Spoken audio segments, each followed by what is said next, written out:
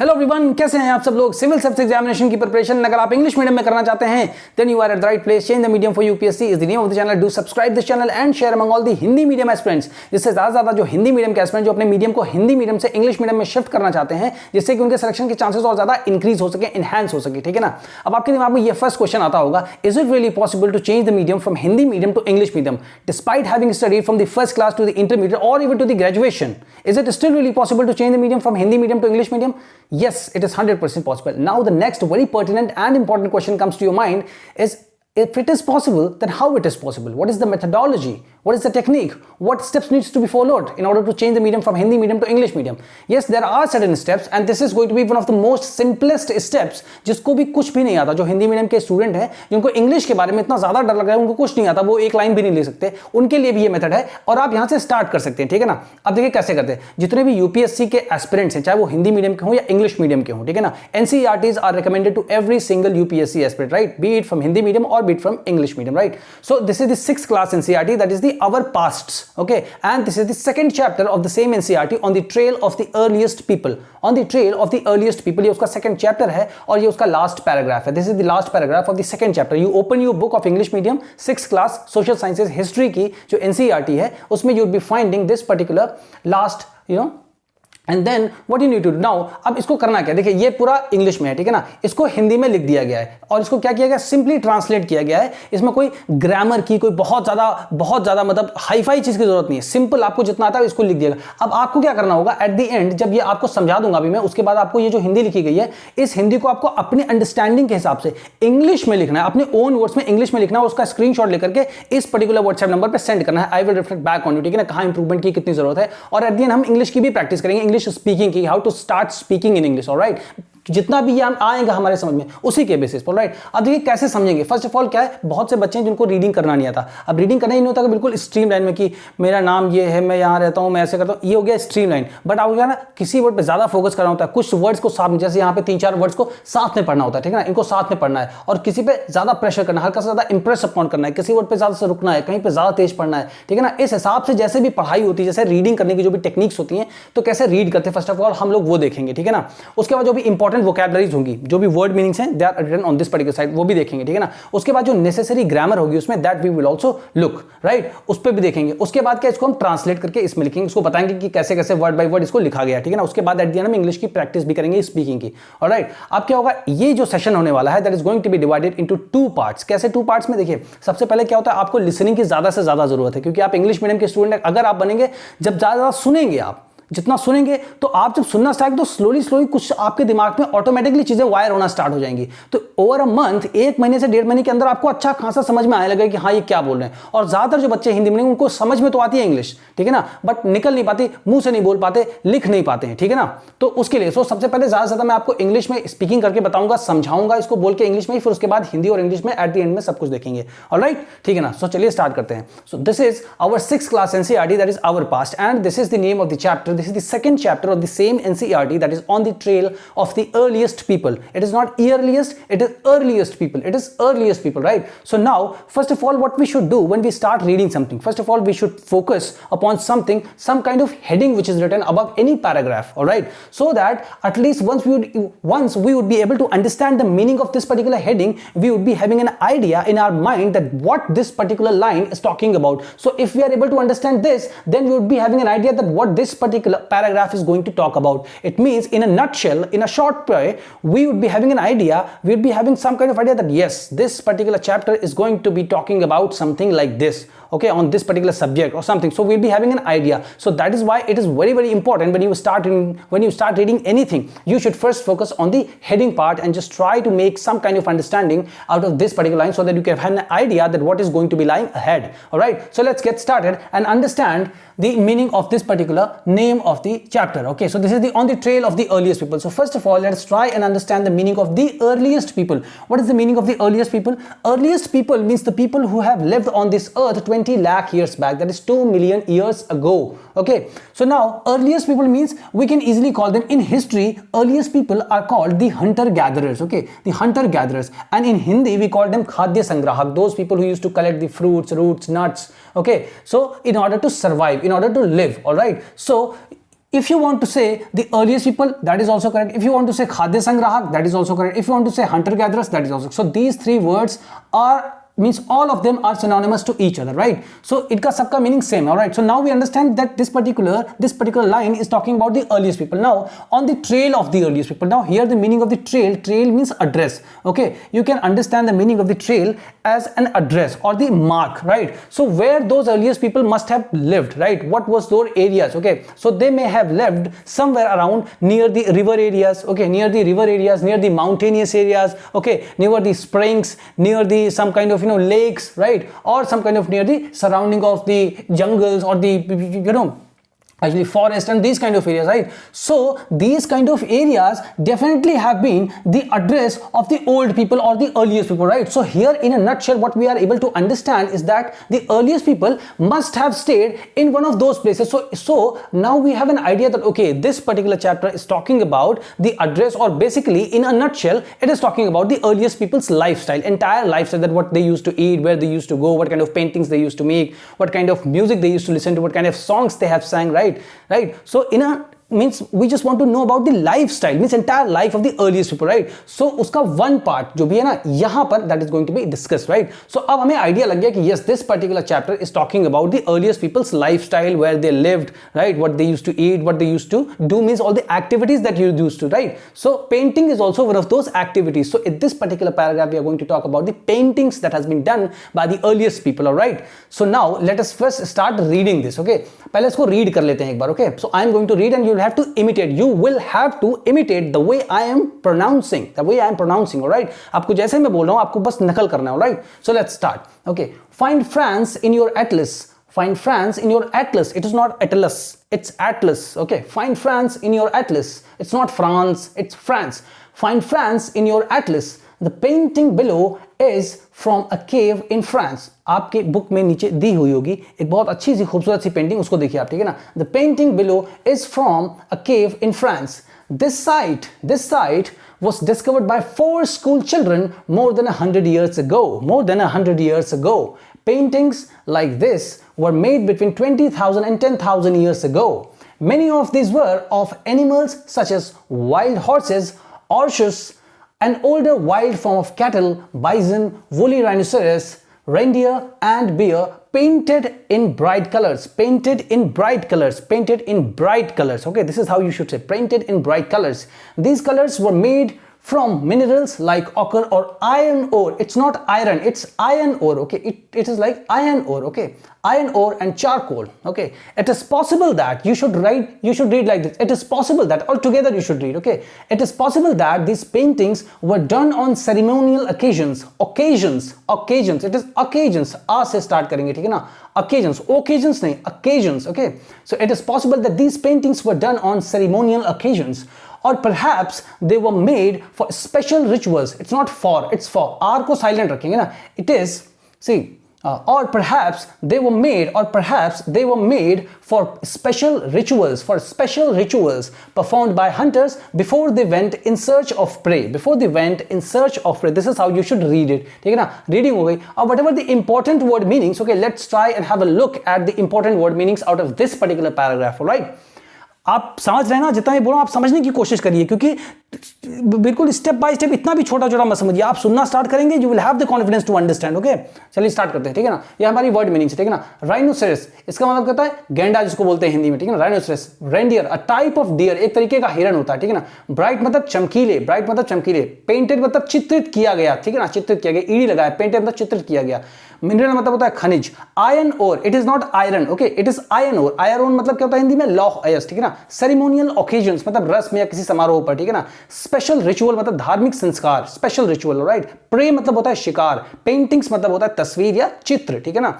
और अब इसके बाद हम देखेंगे, देखिए हमने इसकी रीडिंग कर ली, हमने वर्ड मीनिंग देख लिया. अब इसमें क्या है, नेसेसरी ग्रामर क्या है. देखिए इसमें एक चीज आपको बहुत बार मिलेगी, वर मेड. एक हो गया यहां पर, ये हो गया वर मेड, ठीक है ना? वर मेड ये आया आपके साथ, ठीक है ना? ये वॉज वर्ब प्लस वर्ब की थर्ड फॉर्म है ये, ठीक है ना? ठीक है, यहां भी हो गया वॉज वर्ब, ठीक है ना? यहां पर भी वर्ब की थर्ड फॉर्म है ये, ठीक है ना? वर्ब के साथ, ठीक है? यहां पर भी ये देखिए वर्ब की थर्ड फॉर्म है, ठीक है ना? ये हमारी इसके साथ वॉज वर्ब के साथ, ठीक है? तो इस तरीके से हमें देखना कि क्या है, ठीक है ना। अब इसका मतलब देखिए, इसका एक मीनिंग आप लिख लीजिए, इसका मतलब क्या है, बनाए जाते थे, बनाए जाते थे, बस हर जगह इसका मीनिंग यही होगा, बनाए जाते थे, ठीक है।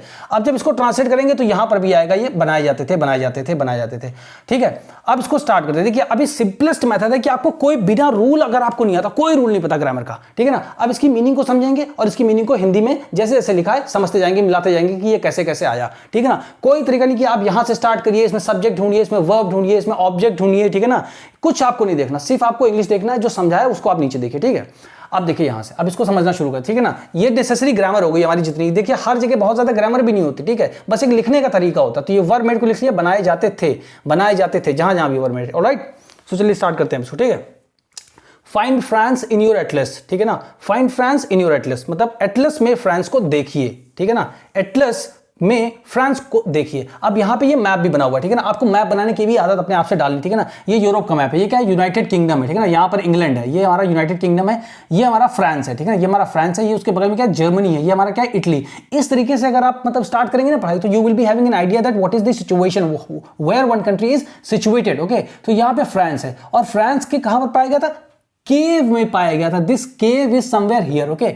अब आगे देखते, ठीक है ना। अब देखिए, so find France in your Atlas, ठीक है ना, एटलस में फ्रांस को देखिए, ठीक है ना। The paintings below, the painting below is from a cave in France, ठीक है ना। अब क्या है, the painting below is from a cave in France, तो केव मतलब क्या था, गुफा, ठीक है ना। अब क्या, नीचे दी गई पेंटिंग या जो हमारा चित्र है वो फ्रांस की एक गुफा से है, ठीक है ना, फ्रांस की एक गुफा से है, ऑलराइट। अब कहीं देखिए, हम ये नहीं देख रहे कि कहां से सब्जेक्ट, हमें बस मतलब समझ के लिखना है, ठीक है, एक बार पहले स्टार्ट करना है इस तरीके से, ऑलराइट। फिर क्या है, दिस साइट, अब इसी साइट की बात की जा रही है, this site was discovered by 4 school children more than 100 years ago, ठीक है ना। अब क्या लिखा है, ये स्थल, साइट मतलब स्थल हो गया, साइट मतलब स्थल हो गया, ठीक है ना। ये स्थल 4 बच्चों द्वारा, बाय 4 people, ठीक है, बाय 4 स्कूल चिल्ड्रन, ठीक है ना, बाय 4 स्कूल चिल्ड्रन, ये स्थल 4 स्कूली बच्चों, यहां पे स्कूली लिख दीजिए, स्कूल है ना, स्कूली बच्चों द्वारा 100 साल पहले खोजा गया था, ठीक है ना, खोजा गया था, ठीक है, खोजा गया था, ऑलराइट, अंडरस्टूड, ठीक है ना। वॉज डिस्कवर्ड, तो यहां पर भी वर्ब की थर्ड फॉर्म है ये, ठीक है ना, और वॉज लगा है, ठीक है ना, और वॉज इसलिए लगा है क्योंकि यहां पे ये क्या है, दिस है, सिंगुलर है, ऑलराइट, तो ये हो गया, ठीक। अब आते हैं नेक्स्ट लाइन पे, ठीक है ना। नेक्स्ट लाइन क्या है, paintings like this were made between 20,000 and 10,000 years ago, ठीक है ना। अब क्या बताया जा रहा है, इस प्रकार के चित्र, मतलब जो पेंटिंग्स हैं, इस प्रकार के चित्र 20,000 से 10,000 वर्षों के बीच बनाए गए थे, वर मेड, बनाए गए थे, ठीक है ना। देखिए कैसे कनेक्ट हो रहा है, ठीक है, बनाए गए थे। अब क्या है, मेनी ऑफ दीज मतलब इनमें से, मेनी ऑफ दीज मतलब इनमें से, many of these were of animals, इनमें से ज्यादातर, इनमें से ज्यादातर जानवरों, जैसे कि जंगली घोड़ा, जैसे कि सच है मतलब जैसे कि वाइल्ड मतलब क्या हो गया, वाइल्ड हॉर्सेस मतलब क्या, जंगली घोड़े, ठीक है ना, तो क्या हो गया, जंगली घोड़े, ठीक है ना। औरश को औरशस ही लिख देते हैं, औरश, ठीक है ना, ये क्या होता है, एक तरीके का क्या होता है, पुराने प्रकार का जंगली मवेशी होता था, ठीक है ना, ये हो गया। फिर क्या है, बाइजन मतलब होता है भैंसा होता है, ठीक है ना। राइनोसेरस मतलब क्या होता है, गैंडा होता है, ठीक है ना। और फिर क्या होता है, रेंडियर, ये एक प्रकार का क्या होता है, जंगली हिरन होता है, ठीक है ना। एंड बियर, भालू होता है, ठीक है ना, और भालू, ठीक है ना। तो इसको जो है, फिर इसको किस तरह बनाया गया था, painted in bright colours, painted in bright colours, इनको चमकीले रंगों में बनाया गया था, ठीक है ना। तो क्या, चमकीले रंगों में बनाया गया था, चमकीले रंगों से इनको जो है अच्छे से वो किया था, ठीक है, पेंट किया गया था। अभी हो गया यहां तक, ठीक। अब यहां से स्टार्ट करते हैं इस जगह से, ठीक है। These colours were made from minerals like occur और आयरन ओर एंड चारकोल। अब क्या, these colours were made from, ठीक है ना। अब ये रंग खनिज जैसे कि लौह अयस्क या चारकोल से बनाए जाते थे, ठीक है ना, वर मेड देखिए बनाए जाते थे, यहां पर भी, ठीक है, बनाए जाते थे। और परहैप्स, राइट, और हाँ, अब यहां से हो गया, then it is possible that these paintings were done on ceremonial occasions, ठीक है ना। इट इज पॉसिबल दैट, इसको लिख लीजिए आप, ठीक है ना। इट इज पॉसिबल दैट मतलब क्या है, ऐसा संभव है कि, ठीक है ना, ऐसा संभव है कि, it is possible that these paintings मतलब ये चित्र देखिए बिल्कुल हुबहू आ रहा है, ठीक है ना। It is possible that these paintings मतलब ये चित्र वर डन ऑन सेरेमोनियल ओकेजन्स, मतलब क्या, किसी खास मौकों पर, और मतलब पर खास मौकों पर बनाए जाते थे ना, वर डन ऑन सेरेमोनियल ओकेजन्स, तो मतलब क्या है, खास मौकों पर बनाए जाते थे, ठीक है ना। देखिए खास मौकों पर बनाए जाते थे, ऑलराइट। अब उसके बाद क्या, और परहैप्स मतलब या संभवतः दे वर मेड, दे मतलब क्या है, वही वाली हमारी पेंटिंग्स मतलब कि चित्र, ठीक है ना। ये चित्र अब यहां से थोड़ा सा ट्रिकी है, देखिए कैसे होगा। और perhaps they were made for special rituals performed by hunters before they went in search of prey. तो यहां पर देखिए, ठीक है ना, इन सर्च ऑफ प्रे, ठीक है ना, यह संभवतः ये चित्र शिकार पर जाने से पहले, शिकार की खोज में जाने से पहले, मतलब before they went in search of prey, खोज में जाने से पहले, प्रे मतलब शिकार, ठीक है ना, प्रे मतलब होता है शिकार, ठीक है ना। सो अब क्या है, अब ये बताया जा रहा है इसमें कि जो है यहां पर ऐसा संभव है कि ये चित्र खास मौकों पर बनाया गया, यह संभवतः ये चित्र शिकार की खोज में जाने से पहले किसी खास रस्म, ठीक है ना, स्पेशल रिचुअल, ठीक है ना, स्पेशल मतलब खास रिचुअल मतलब रस्म, किसी खास रस्म के लिए शिकारियों द्वारा बनाए जाते थे। परफॉर्म्ड बाय द हंटर्स, ठीक है ना, शिकारियों द्वारा बनाए जाते थे। अब आप इसको समझ गए। अब आपको बस इसी चीज को, आपको इसको क्या करना है, इंग्लिश में लिखना है अपने ओन वर्ड्स में, जितनी भी आपकी समझ हो गई हो, जितना भी आपको समझ आया, जो भी गलत है आप लिख सकते हैं, बट आप स्टार्ट करिए, माइनस से प्लस में आइए। इतना पैसा लगा रहे हैं आप, ठीक है ना, इतना मनी आपकी स्पेंड हो रही है, इतना एनर्जी लगा रहे हैं, इतनी यूथ लगा रहे हैं, इतना सेक्रीफाइस कर रहे हैं अपनी लाइफ को आप, ठीक है, किस लिए कर रहे हैं, कि इसको एक मीनिंगफुल एंड मिले, जो आप सिलेक्शन चाहते हैं आपका सिलेक्शन हो। जब आपको पता है कि इस मीडियम से नहीं हो पा रहा है और अल्टरनेटिव अवेलेबल है, तो थोड़ी सी 1-2 महीने अगर आप मेहनत कर लेंगे तो आपका मतलब कुछ नहीं जा रहा, फायदा ही है आपका, ठीक है ना। तो आप खुद सोचिए, बिल्कुल सेल्फिश बनिए, 1,00,000% सेल्फिश बनिए और मेहनत करिए, ठीक है ना। आप देखिए कैसे स्पीकिंग कैसे कर सकते हैं, ठीक है ना। अब वो दिन कब आएगा कि when we start speaking, suppose if I ask you to speak something in English, what will happen that you will go blank, you will say sir I don't know anything because I don't have anything in my mind. So इस तरीके से बोलने में क्या benefit है, you have this story, now at least you have this matter in your mind, because right, you have this matter in your mind, you have some story in your mind, and now what you need to do, that you should start speaking, you should start speaking. Now how to start speaking? First of all, what we have understood, like just start recalling from where we started this lecture. We started this lecture from understanding the meaning of the name of the chapter, okay, so this particular heading. So what we understood, that the earliest people, we know about the earliest people, hunter gatherers, khadya sangrahak, or their mark or their address means the trail where they lived, near mountains, near river, okay, near springs, near lakes, near forest. These were the areas where those hunter gatherers lived. Where they lived, when did they live? 20 lakh years back. So small points you create, right, that okay, these people live on this earth 20 lakh years back, okay. Then hunter gatherers, they called hunter gatherers, we call hunter gatherers. Whatever comes to your mind, start speaking. सारे rules पता होने के बावजूद भी you would not be able to speak if you don't start speaking, ठीक है ना। आपको बोलना शुरू करना पड़ेगा, तो आप ऐसे शुरू करिए। उसके बाद देखिए फ्रांस, अच्छा फ्रांस का, then we have the map France, then near by France we have Germany, then we have England also, no we have United Kingdom also. So likewise whatever comes to mind, start speaking. जो भी आती, grammar नहीं आती कोई फर्क नहीं पड़ता, but start speaking, ठीक है ना। तो आपने देखिए कि हमने सबसे पहले क्या देखा, चैप्टर की मीनिंग का समझा, ठीक है ना। सो वहां से स्टार्ट करिए, hunter gatherers, the earliest people, khadya sangrahak, live, stay nearby river, nearby mountains, nearby spring, nearby lakes, nearby forest areas, okay, so they are hunter gatherers. So I want to know the life of hunter gatherers, where they lived, places, which place where they live. Likewise, say something, whatever comes to mind. Now this is final. Now come to this paragraph. France, France, okay, France. So we have France. France is in Europe. France in Europe. So European continent, okay, European continent. Now in Europe, we have France. In France, we have one cave, okay. In that cave, we found painting, and that painting discovered by 4 school children. When it was discovered, like 100 years ago, more than 100 years ago, okay. So more than 100 years ago, painting was found in the caves of France by 4 school children, right. And these paintings, the painting that has been found, that painting was made between 20,000 to 10,000 years ago, okay, fine. Mineral, the painting was made by mineral. Which kind of mineral? Iron ore, not iron ore, iron ore, charcoal, okay. So made by this, then made by this. Now you understood this, right? So now it is possible, memorize this phrase, it is possible that these paintings were made on some special occasions, or perhaps before going for pray, or before going for hunting, hunter gatherers used to make or perform special rituals. Whatever comes to your mind, start speaking. उसके बाद आप उसको record करिए अपने को voice notes को और इस नंबर पे सेंड करिए व्हाट्सएप पे. I will 100% help you out on that, right. इससे क्या है, आपको ये मालूम चलेगा कि यहां मुझे ये चीज नहीं आती है. तब आप उस चीज को समझोगे, इमीडिएटली आप उसको याद भी कर लोगे. तब आपको वो सेंटेंस आएगा और उसके साथ आप 20-25 और सेंटेंस बना लोगे खुद से. तो इस तरीके से आप स्टार्ट करो रिवर्स, मतलब वो करना स्टार्ट करो इंजीनियरिंग. आप ये मत सोचो कि पहले सारी ग्रामर, पूरी ग्रामर सीखने के बाद रूल्स भी आ जाएंगे, बट बोलना तो पड़ेगा ना. तो वो रूल्स का फटाफट माइंड में चलेंगे, नहीं चलते हैं.